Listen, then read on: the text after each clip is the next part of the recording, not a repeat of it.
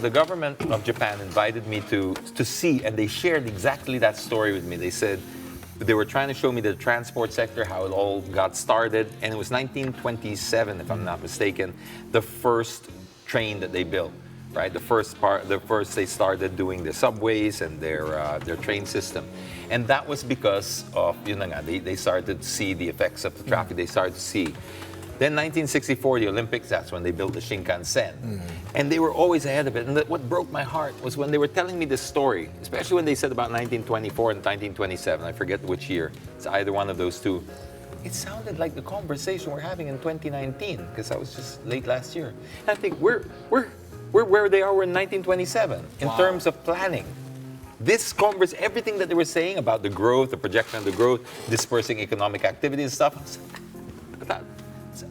almost 100 years ago, 90 years ago, and we're just talking about it now. Yeah. So this is why you cannot, in a way... There's still not enough discussion going on about railways.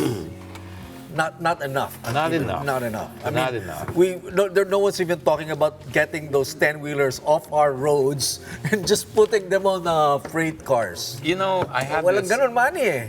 I know, pinag-uusapan in the yun. past, in the 70s, there's a train system from Guadalupe to Tutuban. Where are they now?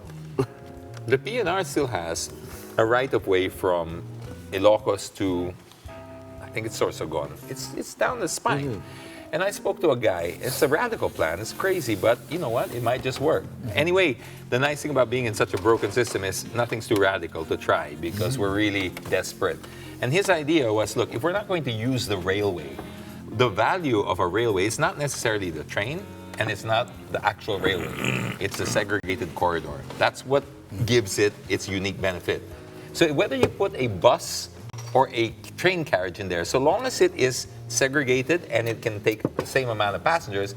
And unimpeded. And unimpeded. That's all it is. Do you care gulong na bakal or gulong na goma? It's just, you don't care. You're sitting in it and it's not going to stop until it gets to a station because it's segregated. Now his idea is because they're 15 meters wide, that's the right of way, we could actually use that as closed corridors for trucks and buses. We're talking about freight mostly and long distance. Once, let's say, a bus goes from, let's say, Manila to Ilocos, for example, they can enter the closed corridor.